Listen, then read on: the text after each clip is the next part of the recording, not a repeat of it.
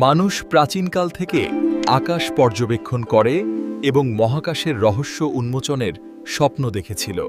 মধ্যযুগে চীনা এবং মুসলিম বৈজ্ঞানিকরা আগুন এবং প্রাথমিক রকেট ব্যবহার করে মহাকাশ গবেষণার ভিত্তি স্থাপন করেছিল। ১৯০০ শতকে তসলগভস্কি ও ওবার্ট রকেট তত্ত্ব আবিষ্কার করে মহাকাশ গবেষণার ভিত্তি স্থাপন করেন। ১৯৫৭ সালে স্পুটনিক ১ উৎক্ষেপণ করে মহাকাশ যুগের সূচনা হয়।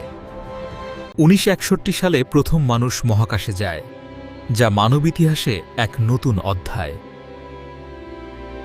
মহাকাশে মানব উপস্থিতি চাঁদে পৌঁছে নতুন সম্ভাবনার দ্বার খুলেছে। মানুষ প্রযুক্তি ও সাহসের মাধ্যমে সীমহীন অভিযানে সক্ষম। স্পেস শাটল প্রোগ্রাম এবং রোবোটিক মিশনের মাধ্যমে মানুষ গ্রহ ও দূরমহাকাশ গবেষণায় সফলতা অর্জন করে। আজ আন্তর্জাতিক মহাকাশ স্টেশন, বেসরকারি উদ্যোগ এবং মঙ্গল রোভার গবেষণার মাধ্যমে মানুষের মহাকাশ উপস্থিতি এক নতুন উচ্চতায় পৌঁছেছে।